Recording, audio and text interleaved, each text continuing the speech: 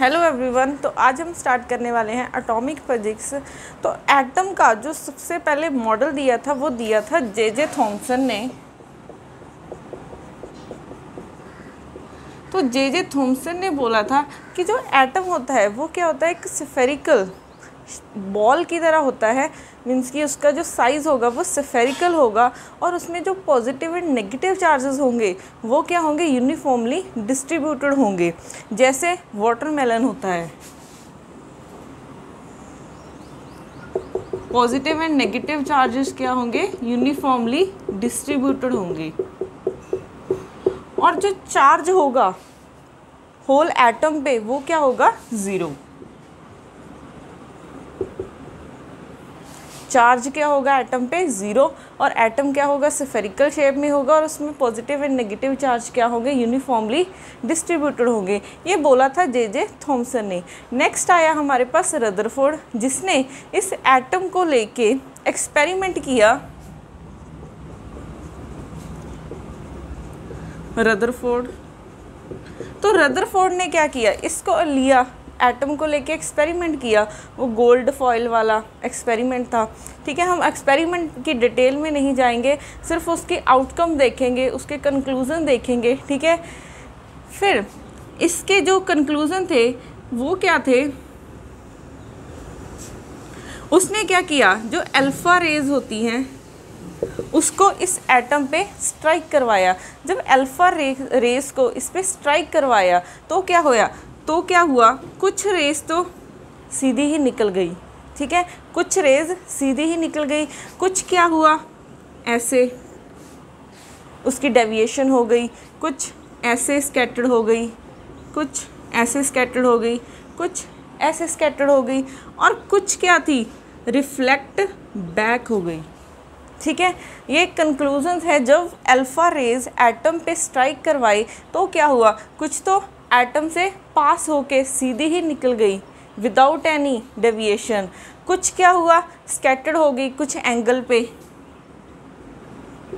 ठीक है, और कुछ क्या हुई, कंप्लीटली रिफ्लेक्ट बैक हो गई। तो उसने रदरफोर्ड ने कंक्लूज़न निकाला कि कुछ जो एटम में स्पेस है वो क्या है, एम्प्टी है। तो यहाँ से हमें कंक्लूज़न मिला था कि जो एटम में 90% स्पेस होती है वो क्या होती है, एम्प्टी होती है। नेक्स्ट फिर उसने क्या बोला कि जो अल्फ़ा रेज है, अल्फ़ा रेज क्या होता है, हीलियम ही होता है। मीन्स कि क्या है, ये पॉजिटिव चार्ज होता है, और पॉजिटिव चार्ज के कारण जो ये वेव रे आई थी, ठीक है, वो क्या हुई, रिफ्लेक्ट बैक हुई। कोई चीज़ रिफ्लेक्ट बैक क्या कब होगी, जब उसे बहुत ही रिपल्शन मिल रही हो। ठीक है, अब इसे हमने थॉमसन ने क्या कहा था कि जो पॉजिटिव एंड नेगेटिव चार्जेस हैं वो क्या है, यूनिफॉर्मली डिस्ट्रीब्यूटेड हैं। अगर वो यूनिफॉर्मली डिस्ट्रीब्यूटेड होते तो ये वाली रेज रिफ्लेक्ट बैक नहीं होती। तो यहाँ पे सेंटर में एक पॉजिटिव चार्ज पड़ा है जो बहुत ही लार्ज है एज़ कम्पेयर टू एटम के, जिसकी रिपल्शन की वजह से ये क्या हुई, रिफ्लेक्ट बैक हुई। तो यहाँ पे हमें पता चला कि यहाँ सेंटर में क्या है, न्यूक्लियस है, जिसमें सिर्फ पॉजिटिव चार्ज एम्बेडेड है। ठीक है, अब कुछ रेस क्या थी, स्कैटर्ड हुई कुछ एंगल पे। तो ऐसे उसने कंक्लूज़न निकाले थे। ठीक है, जो न्यूक्लियस की डिस्कवरी थी वो रदरफोर्ड ने की थी। तो एटम में सेंटर में क्या होता है, न्यूक्लियस होता है जिसमें सिर्फ पॉजिटिव चार्ज होता है, और इलेक्ट्रॉन क्या होता है, उसके अराउंड रिवॉल्व करता है। ठीक है, अब अगर कोई इलेक्ट्रॉन रिवॉल्व कर रहा है, ठीक है, या फिर इलेक्ट्रॉन क्या है, एक्सेलरेट कर रहा है। हमने इलेक्ट्रोडायनेमिक्स में किया है कि अगर कोई भी चार्ज पार्टिकल एक्सेलरेट करेगा वो क्या एमिट करेगा, इलेक्ट्रोमैग्नेटिक रेडिएशन। तो ये जो इलेक्ट्रॉन है जब ये एक्सेलरेट करेगा अराउंड द न्यूक्लियस तो ये कंटिन्यूसली क्या कर रहा है, ईएम रेडिएशंस अमिट कर रहा है। अगर ये ईएम रेडिएशंस अमिट कर रहा है तो उसकी एनर्जी क्या है, डिक्रीज़ हो रही है। अब ये डिक्रीज़ हो रही है तो एक्सेलरेट करते करते रेडिएशन अमिट करते जा रहा है, उसकी एनर्जी क्या है, कम होती जा रही है। तो अगर कम होती जा रही है तो इसका जो रेडियस है जिसमें ये घूम रहा है अराउंड द न्यूक्लियस वो भी क्या है, कम होता जा रहा है। तो एक पॉइंट ऐसा आ जाएगा कि ये न्यूक्लियस के अंदर कोलैप्स हो जाएगा या फिर ये न्यूक्लियस के साथ कोलैप्स कर जाएगा। पर ये तो पॉसिबल नहीं था, क्योंकि रदरफोर्ड ने क्या बोला था कि सेंटर में सिर्फ न्यूक्लियस होगा और इलेक्ट्रॉन रिवॉल्व करेगा अराउंड दी न्यूक्लियस। तो यहाँ पे रदरफोर्ड की ये थ्योरी फेल हो गई थी, क्योंकि उसने बोला था कि इलेक्ट्रॉन रिवॉल्व करेगा। ठीक है, तो अब यहाँ पे रदरफोर्ड फेल हुआ, तो नेक्स्ट आया हमारे पास बोहर। ठीक है, इस थ्योरी को करेक्ट करने के लिए। तो बोहर ने क्या बोला कि जो इलेक्ट्रॉन, रदरफोर्ड ने क्या बोला, सिर्फ उसने ये थ्योरी दी थी कि इलेक्ट्रॉन रिवॉल्व करेगा, वो किसी भी ऑर्बिट में घूम सकता है। बट बोहर ने क्या कहा कि वो जो इलेक्ट्रॉन है वो एक फिक्स्ड ऑर्बिट में घूमेगा। ठीक है, उसकी भी एक कंडीशन है कि इलेक्ट्रॉन कौन से ऑर्बिट में घूम सकता है और कौन से ऑर्बिट में नहीं घूम सकता। तो नेक्स्ट हमारे पास आया है बोहर।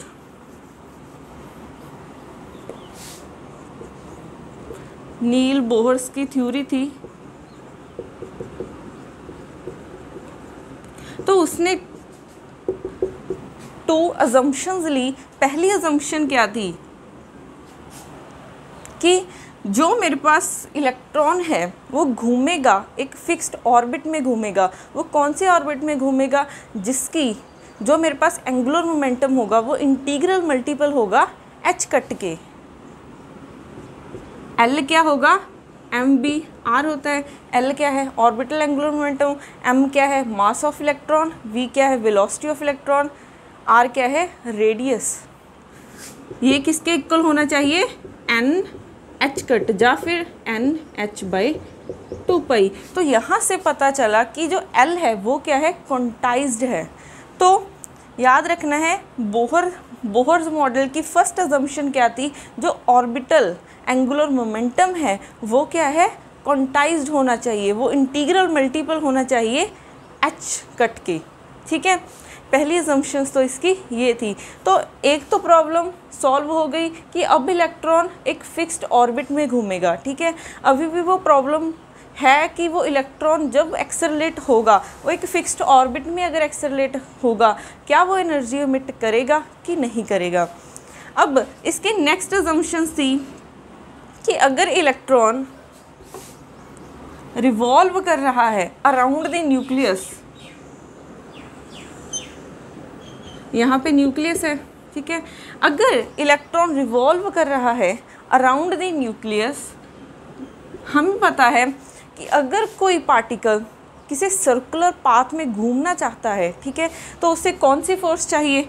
सेंट्रीपिटल फोर्स यही चाहिए। अगर किसी इलेक्ट्रॉन को, किसी भी पार्टिकल को सर्कुलर पाथ में घूमना है, ठीक है, तो उसे कौन सी फोर्स चाहिए? mv/r²। वो इसे कौन प्रोवाइड कर रहा है? जब ये इलेक्ट्रॉन घूम रहा है सर्कुलर ऑर्बिट में, तो इसे सेंट्रीपिटल फोर्स कौन प्रोवाइड कर रहा है? इसे सेंट्रीपिटल फोर्स प्रोवाइड कर रहा है।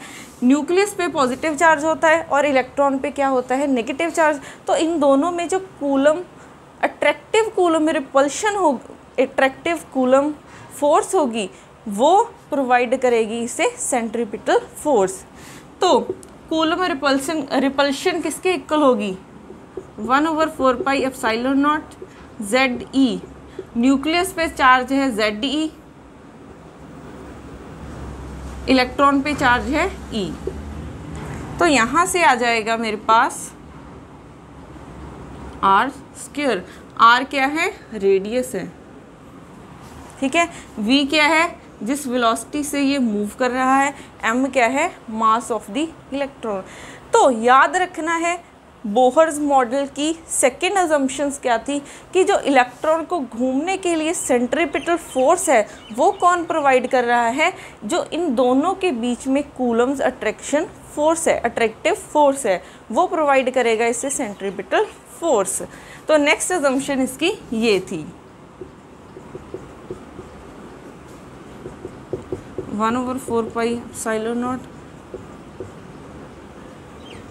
ये मॉड में ले रही हूँ मैं, ठीक है, नहीं तो फिर साथ में नेगेटिव साइन आएगा। अब इसने 2 अजम्पशंस तो मान ली। अब हमारा क्वेश्चन वही है कि क्या जो इलेक्ट्रॉन अगर घूमेगा, एक्सेलरेट करेगा, क्या अब भी वो इलेक्ट्रोमैग्नेटिक रेडिएशंस अमिट करेगा? ठीक है, तो इसके लिए एक नेक्स्ट मॉडल आया था, ठीक है, वो था de Broglie.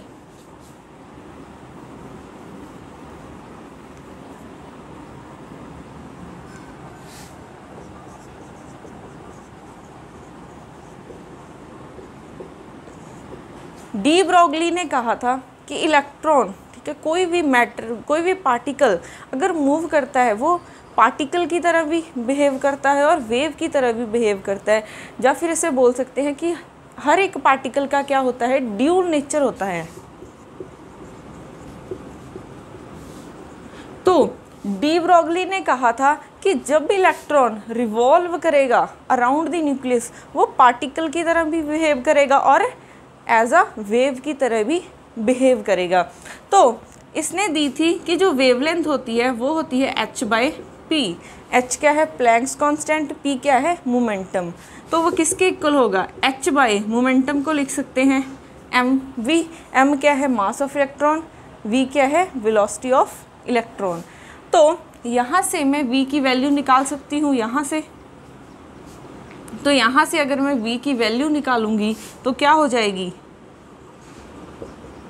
1/4 pi epsilon not ZE², r से r एक कैंसिल हो जाएगा, डिवाइडेड बाय m हो जाएगा।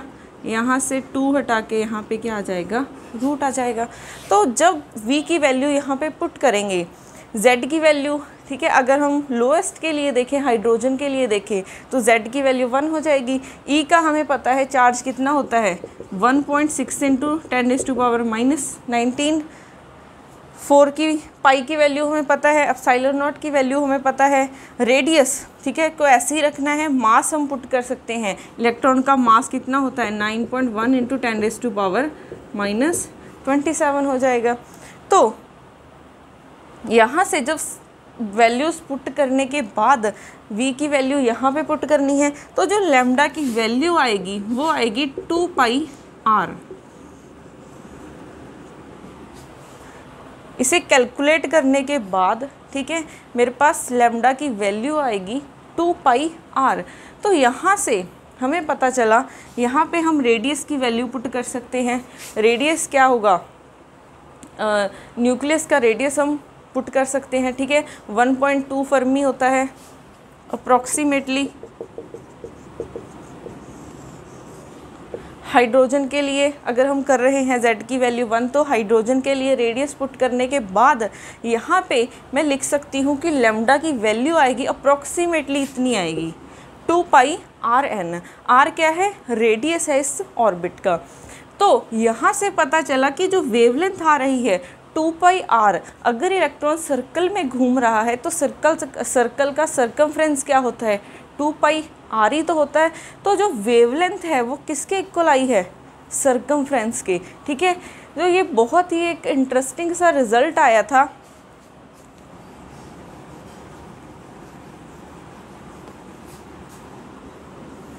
तो वेवलेंथ किसके इक्वल आई है, मेरे पास सर्कमफ्रेंस के। तो इसको हम लिख सकते हैं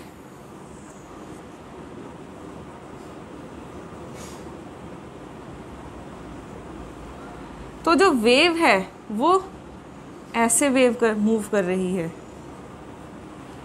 ठीक है। ये तो मैंने ज़्यादा बना दी। यहाँ पे क्या है, 2πr है, ठीक है। यहाँ पे लिखते हैं n। n मीन्स किस ऑर्बिट में मूव कर रहा है। n की वैल्यू 1 भी हो सकती है, 2 भी हो सकती है, 3 भी हो सकती है, ठीक है, अप टू सो ऑन। तो अगर मैं n की वैल्यू 1 पुट करूँ फर्स्ट ऑर्बिट में, तो फर्स्ट ऑर्बिट में लैम्डा को मैं क्या लिख सकती हूँ, 2πr। तो जो इलेक्ट्रॉन है वो ऐसे मूव करेगा जिसकी वेवलेंथ क्या होगी, 2πr। 2πr means circumference of the circle. तो यहाँ से हमें पता चला कि जो इलेक्ट्रॉन है वो वेव की तरह मूव कर रहा है। तो अगर हम इस वेव को देखें, ठीक है, तो इस वेव को देखें, ये ऐसे बन रही है, ठीक है। ये क्या है, एक स्टैंडिंग वेव है।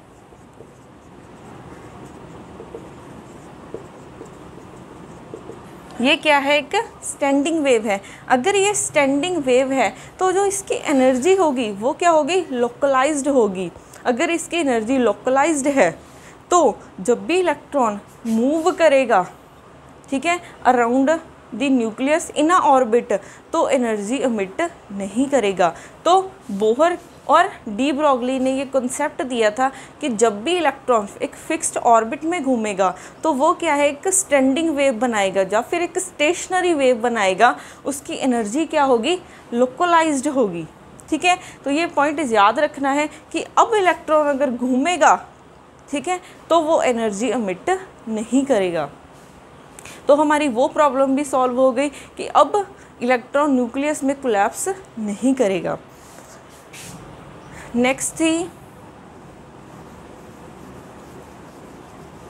तो डी ब्रॉगली ने तो ये दिया था कि वेवलेंथ किसके इक्वल होनी चाहिए, 2πRN के। अब करते हैं इसकी नेक्स्ट कि जो मेरे पास इलेक्ट्रॉन है अगर वो घूम रहा है उसका रेडियस क्या होगा, ठीक है, उसकी वेलोसिटी क्या होगी, उसकी एनर्जी क्या होगी, या फिर उसकी एंगुलर फ्रीक्वेंसी क्या होगी, कितना टाइम पीरियड ले रहा है एक सर्कल कंप्लीट करने में। ठीक है, अब हम वो फाइंड करते हैं।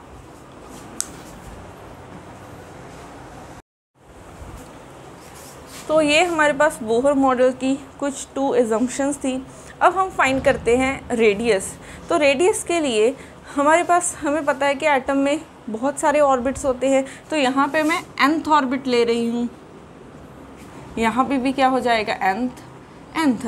अब इस इक्वेशन को अगर मैं Rn को यहाँ पे मल्टीप्लाई कर दूँ, क्रॉस मल्टीप्लाई, तो इसको लिख सकती हूँ मैं ये 1/4πε0 ZE², यहाँ पे क्या आ जाएगा, Rn। अब इसको मैं क्या कर रही हूँ, m से मल्टीप्लाई कर रही हूँ और m से डिवाइड कर रही हूँ, तो m क्या हो जाएगा मेरा, यहाँ आ जाएगा। ठीक है, अब इसको मैं क्या लिख सकती हूँ, L²। ठीक है, अब इसको मैं क्या लिख सकती हूँ, L², और L² की वैल्यू क्या है, ये है, तो ये हो जाएगा n² h²/4π²। ये किसके इक्वल है, 1/4πε0 ZE² m इंटू Rn। अब Rn की वैल्यू निकालनी है, तो Rn की वैल्यू क्या हो जाएगी, n² π² 4πε0 4π² ZE² इंटू m हो जाएगा। यहाँ से 4 के साथ 4 कैंसिल, पाई के साथ पाई कैंसिल, तो Rn क्या हो जाएगा, h² ε0 divided by pi ZE², साथ में आ जाएगा m। इसको हम लिख सकते हैं n²/z। ठीक है, h² है, ε0 है, यहाँ पे पाई था, ZE² इंटू m। ठीक है, यहाँ पे क्या आ जाएगा, n²/z। अब ये h की वैल्यू हमें पता है, ε0 की वैल्यू हमें पता है, पाई की वैल्यू पुट कर सकते हैं, चार्ज पुट कर सकते हैं और मास पुट कर सकते हैं। तो यहाँ पे वैल्यूज़ पुट करने के बाद मेरे पास रिज़ल्ट क्या आएगा, 0.53 एंगस्ट्रॉम n²/z। ये किसकी वैल्यू आई है, इसकी।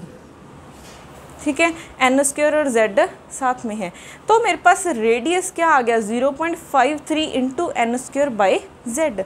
अब जो भी हम ये करेंगे, ठीक है, जो बोहर ने मॉडल दिया था वो दिया था सिर्फ 1 इलेक्ट्रॉन सिस्टम के लिए, तो जो भी इसमें कैलकुलेशंस होंगी वो या तो हाइड्रोजन एटम के लिए होंगी या फिर हाइड्रोजन लाइक एटम के लिए। हाइड्रोजन लाइक एटम, हाइड्रोजन के Z1 होता है, सिर्फ एक ही इलेक्ट्रॉन होता है। ठीक है, नेक्स्ट आता है हीलियम। अगर मैं हीलियम से एक इलेक्ट्रॉन कम कर दूं तो उसमें भी एक इलेक्ट्रॉन बच जाएगा। ऐसे ही लिथियम है, इसमें से 2 इलेक्ट्रॉन कम कर दूं तो क्या बनेगा, ये सारे क्या हैं, हाइड्रोजन लाइक एटम। तो बोहर मॉडल एप्लीकेबल है किसके लिए, हाइड्रोजन लाइक एटम्स के लिए। ठीक है, तो जो इलेक्ट्रॉन है उसका रेडियस क्या है nth ऑर्बिट में, 0.53 इंटू n² बाई z। अगर मैं हाइड्रोजन की बात कर रही हूँ तो तो हाइड्रोजन के लिए Z क्या होता है, 1 होता है। तो Rn किसके इक्वल हो जाएगा, 0.53 एंगस्ट्रॉम, साथ में क्या आ जाएगा, n²। अब अगर मैं फर्स्ट ऑर्बिट की बात करूं तो n की वैल्यू 1 हो जाएगी, तो R1 हो जाएगा, वो किसके इक्वल हो जाएगा, 0.53 एंगस्ट्रॉम। ठीक है, इसको हम लिख सकते हैं A0, इसको हम बोलते हैं बोहर रेडियस। लोएस्ट ऑर्बिट को बोला जाता है बोहर रेडियस। तो याद रखना है A0 की वैल्यू क्या होगी, 0.53। ऐसे ही अगर मैं n की वैल्यू 2 पुट कर दूं तो R2 क्या हो जाएगा, 4 टाइम्स। अब इसको क्या लिख सकते हैं, A0, 4 टाइम्स A0। तो यहाँ पे जो रेडियस है, ठीक है, हम जा रहे हैं ऑर्बिट्स का, जो रेडियस है वो किस पे डिपेंड कर रहा है, सिर्फ n पे। आगे हम करेंगे क्वांटम नंबर्स, जो n होता है वो होता है प्रिंसिपल क्वांटम नंबर। तो जो रेडियस है वो किस पे डिपेंड कर रहा है, सिर्फ प्रिंसिपल क्वांटम नंबर पे। तो ऐसे ही हम n=2 के लिए, सॉरी n=2 के लिए तो निकाला है, n=3 कर दें तो यहाँ पे क्या आ जाएगा, 9 टाइम्स A0 आ जाएगा। तो ऐसे हम रेडियस फाइंड कर सकते हैं। नेक्स्ट हम निकालते हैं वेलोसिटी, कि इलेक्ट्रॉन किस वेलोसिटी से मूव कर रहा है। तो वेलोसिटी के लिए Rn की वैल्यू हमें पता है, यहाँ से निकाल सकते हैं। Vn क्या हो जाएगा, NH/2πm हो जाएगा। अब Rn की वैल्यू पुट करते हैं, 2π, यहाँ से क्या हो जाएगा, m। Rn की वैल्यू पुट करेंगे, ये आ जाएगा।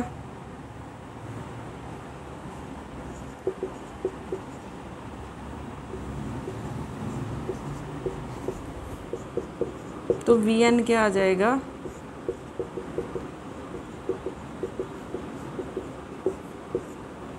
Z/n²। ठीक है, तो यहाँ से हम m की वैल्यू पुट कर सकते हैं, h क्या है, प्लैंक्स कांस्टेंट है, उसकी वैल्यू पुट कर सकते हैं। तो इसकी वैल्यूज़ पुट करने के बाद रिज़ल्ट आएगा 1.8 × 10⁻⁶ मीटर पर सेकेंड, साथ में क्या आ जाएगा, Z/n²।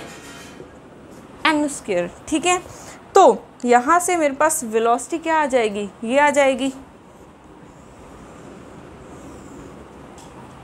अगर मैं इसी में n की वैल्यू 1 रखूँ, अब अगर हम हाइड्रोजन के लिए कर रहे हैं तो Z की वैल्यू क्या हो जाएगी, 1 हो जाएगी। अगर मैं इसी में हीलियम 2 के लिए करूँ, सॉरी हीलियम प्लस है, एक इलेक्ट्रॉन आयनाइज्ड है, तो हीलियम प्लस के लिए करूँ तो इसकी वैल्यू क्या होती है, Z की वैल्यू 2 होती है। तो यहाँ पे क्या आ जाएगा, Z की वैल्यू 2 हो जाएगी। तो ध्यान रखना है कि आप हाइड्रोजन के लिए कर रहे हो तो यहाँ पे 1 पुट करना है, अगर हीलियम प्लस के लिए कर रहे हो तो यहाँ पे 2 पुट करना है, या फिर लिथियम 2+ के लिए कर रहे हो तो यहाँ पे क्या आ जाएगा, 3 आ जाएगा।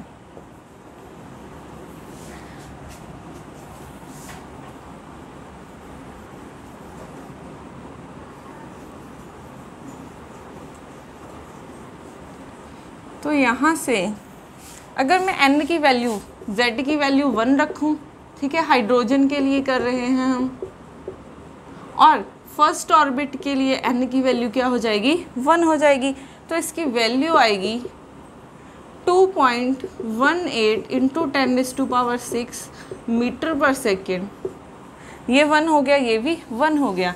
तो अगर मैं इसको 137 से मल्टीप्लाई कर दूँ और 137 से ही डिवाइड कर दूँ, ठीक है, तो जब इनको मल्टीप्लाई करेंगे तो ये क्या बन जाएगा, approximately 3 × 10⁸ means velocity of light. तो इसको हम लिख सकते हैं c/137। तो यहाँ पे अगर देखोगे जो इलेक्ट्रॉन है वो मूव कर रहा है less than 1% velocity of light से, ठीक है, यहाँ पे इलेक्ट्रॉन मूव कर रहा है less than the velocity of light, ठीक है। तो यहाँ पे हम इलेक्ट्रॉन को क्या है रिलेटिविस्टिक पार्टिकल नहीं मान सकते। यहाँ पे हमने क्या किया है क्लासिकल थ्योरी लगाई है। यहाँ पे हमने रिलेटिविस्टिक इसलिए अप्लाई नहीं की क्योंकि उसकी वेलोसिटी क्या है लेस देन 1% है वेलोसिटी ऑफ लाइट से। तो ये भी याद रखना है, ठीक है। तो V1/c 1/37 आ जाएगा। तो इसको हम लिख सकते हैं अल्फ़ा। इसको हम बोलते हैं फाइन स्ट्रक्चर कांस्टेंट।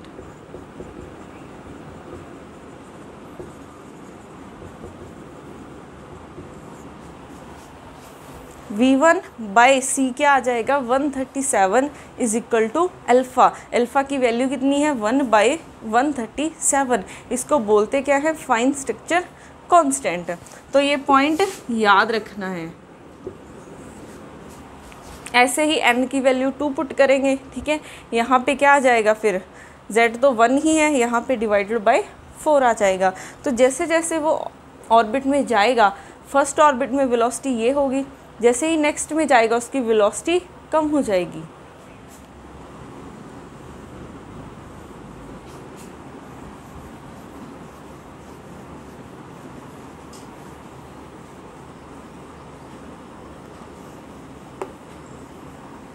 अब निकालते हैं इसकी एनर्जी।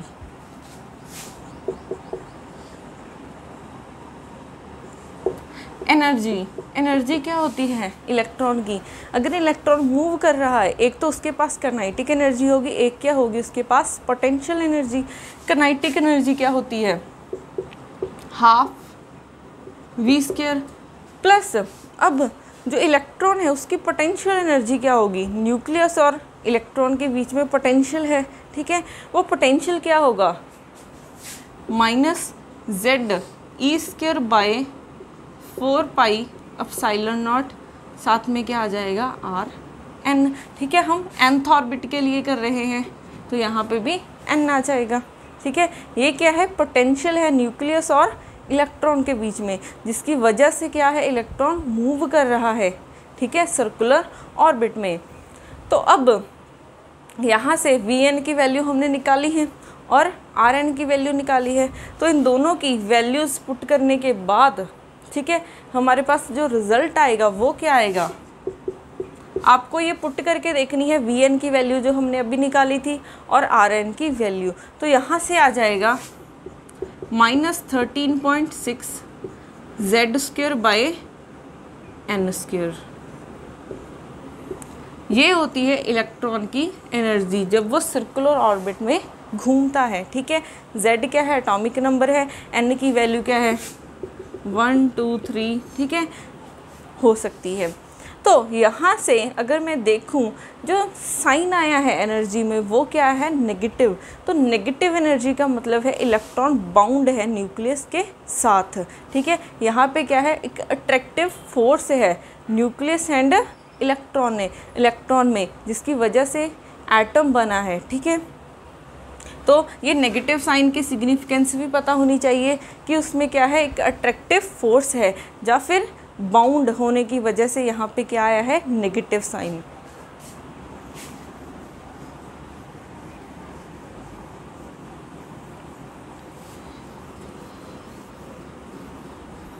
तो यहाँ पे अगर मैं हाइड्रोजन एटम के लिए देखूं तो Z की वैल्यू क्या हो जाएगी 1 हो जाएगी। तो En क्या हो जाएगा -13.6/n²। अब n की अगर वैल्यू 1 पुट करते हैं तो En की वैल्यू क्या हो जाएगी, E1 की वैल्यू -13.6, n की वैल्यू अगर 2 पुट करते हैं तो -13.6/4 हो जाएगी। n की वैल्यू 3 पुट करते हैं तो -13.6/9। तो यहाँ पे जैसे जैसे उसकी एनर्जी क्या है, जैसे जैसे ऑर्बिट हम आगे नेक्स्ट ऑर्बिट में जा रहे हैं, ठीक है, आउटर मोस्ट ऑर्बिट में जा रहे हैं, तो उसकी एनर्जी क्या है डिक्रीज़ होती जा रही है, उसकी एनर्जी लेस नेगेटिव होती जा रही है, मींस उसकी एनर्जी क्या है इंक्रीज़ होती जा रही है। तो ये ऐसे है, ठीक है। यहाँ पे E1 है, यहाँ पे E2 है, ये स्पेसिंग भी क्या है कम होती जा रही है। यहाँ पे E3 हो जाएगा, E4 हो जाएगा, E5 हो जाएगा। तो जैसे जैसे हम आउटर मोस्ट ऑर्बिट में जा रहे हैं उसकी एनर्जी क्या है, लेस नेगेटिव होती जा रही है। लेस नेगेटिव मीन्स इंक्रीज हो रही है। अगर एनर्जी लेस नेगेटिव हो रही है तो जो न्यूक्लियस एंड इलेक्ट्रॉन में अट्रैक्शन है वो भी क्या है, कम होती जा रही है। तो ऐसे ही हम देखते हैं कि जो आउटर मोस्ट का इलेक्ट्रॉन होता है, ठीक है, एक होता है ऐसे ऑर्बिट्स हैं, ठीक है, एक तो यहाँ पे इलेक्ट्रॉन है, एक यहाँ पे इलेक्ट्रॉन है, ठीक है, इसकी एनर्जी ज़्यादा नेगेटिव होगी, इसकी एनर्जी लेस नेगेटिव होगी। तो कौन सा ज़्यादा बाउंड होगा न्यूक्लियस के साथ, किसकी अट्रैक्शन ज़्यादा होगी न्यूक्लियस के साथ, इस वाले की, ठीक है, इस वाले की कम होगी क्योंकि इसकी एनर्जी लेस नेगेटिव है। तो जैसे ही हम आउटर मोस्ट शेल की तरफ जाएंगे जो बाउंड मतलब जो हम बोल सकते हैं कि जो अट्रैक्शन होगी वो क्या होगी, कम होते जाएगी। अगर मैं ऐसे ही n को इन्फानाइट कर दूं तो E3 की वैल्यू क्या हो जाएगी, 0, ठीक है। जो ये रिजल्ट है वो इलेक्ट्रॉन वोल्ट में है, ठीक है। तो अगर मैं n को इन्फानाइट कर दूं तो इसकी वैल्यू क्या आ जाएगी, 0 इलेक्ट्रॉन वोल्ट। तो अगर मैं nth इन्फानाइट ऑर्बिट में देखूं तो उसकी एनर्जी क्या हो जाएगी, 0 हो जाएगी, ठीक है। अगर एनर्जी 0 है तो कुछ है ही नहीं, ठीक है, कोई अट्रैक्शन है ही नहीं उनमें। तो ये ध्यान रखना है, जैसे ही हम आउटर मोस्ट ऑर्बिट की तरफ जाएंगे एनर्जी क्या होगी, लेस नेगेटिव होगी, वो अट्रैक्शन उसमें कम होती जाएगी।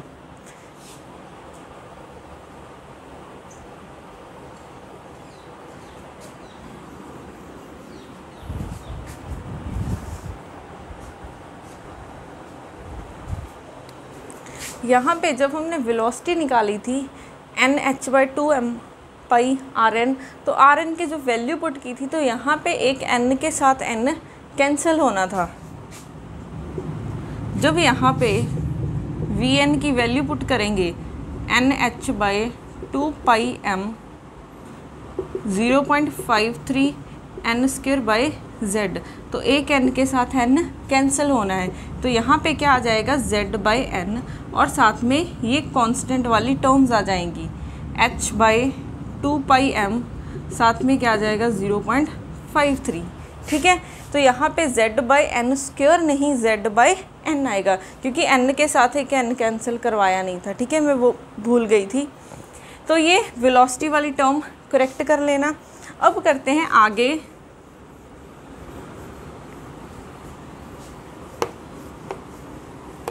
अब हमारे पास रेडियस आया है, वो कितना आया है, 0.53 एंगस्ट्रॉम, ठीक है, साथ में क्या आ जाएगा Z/n² आ जाएगा, और वेलोसिटी की वैल्यू क्या आ जाएगी, 2.18 इंटू 10⁻⁶ इंटू यहाँ पे आ जाएगा, उल्टा लिख दिया, n²/z, यहाँ पे आएगा Z/n, ठीक है। तो रेडियस की वैल्यू हमने निकाल ली है, वेलोसिटी की वैल्यू हमने निकाल ली है। तो यहाँ से हम एंगुलर वेलोसिटी निकाल सकते हैं। तो एंगुलर वेलोसिटी क्या आ जाएगी, ω/n, ये किसके इक्वल होती है, Vn/Rn। तो Vn की वैल्यू पुट करनी है और Rn की वैल्यू पुट करनी है, तो हमारे पास क्या आ जाएगी, एंगुलर वेलोसिटी। तो इसकी वैल्यू क्या आ जाएगी, Vn की वैल्यू ये वाली 2.18 into 10⁻⁶ into Z/n divided by Rn की वैल्यू 0.53 एंगस्ट्रॉम इंटू n²/z। एक z के साथ z कैंसिल हो जाएगा, यहाँ मत कैंसिल करो, तो ये हो जाएगा इंटू 10⁻⁶ 0.53, ठीक है। Z/n इसको लिख सकते हैं हम, यस, ये कैंसिल नहीं होगा, Z/n², तो ये बन जाएगा मेरे पास Z²/3,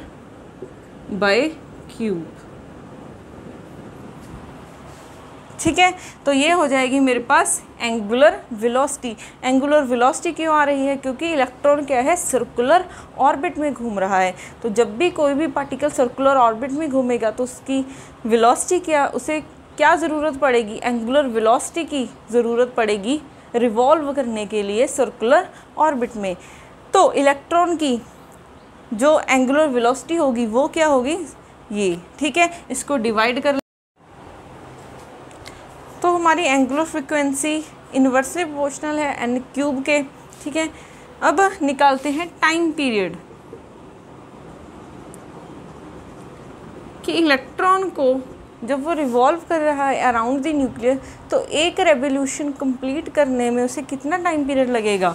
वो होता है 2 पाई बाय ओमेगा एन। अब ओमेगा एन की वैल्यू सब्स्टिट्यूट करनी है, 2 पाई बाई यहाँ पे क्या आ जाएगा 1.8 इंटू 10⁻⁶, 0.53, यहाँ पे आ जाएगा z² बाई n क्यूब। तो टाइम पीरियड क्या है, डायरेक्टली प्रोपोर्शनल आ रहा है n क्यूब के। तो यहाँ पे जैसे जैसे n की वैल्यू इंक्रीज़ होगी ओमेगा n की वैल्यू डिक्रीज़ होगी, बट यहाँ पे जैसे जैसे n की वैल्यू इंक्रीज़ होगी टाइम पीरियड की वैल्यू भी क्या होगी, इंक्रीज़ होगी। नेक्स्ट निकालते हैं फ्रीक्वेंसी।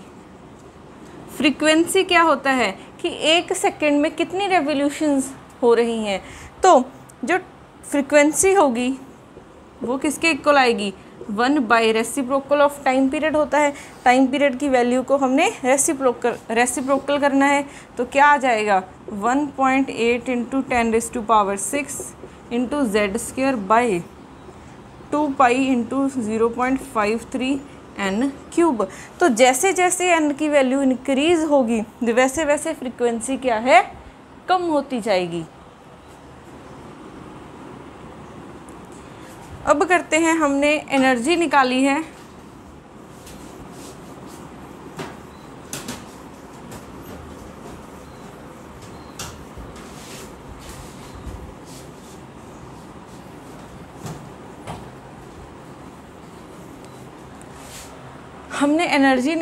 वो कितनी थी, -13.6 बाई n², साथ में क्या आ जाएगा z²। अब हाइड्रोजन एटम के लिए यहाँ पे क्या आ जाएगी, z की वैल्यू 1 हो जाएगी, तो En क्या हो जाएगा -13.6 बाई n², ठीक है। अब यहाँ पे हम निकालते हैं आयनाइजेशन एनर्जी। आयनाइजेशन एनर्जी क्या होगी,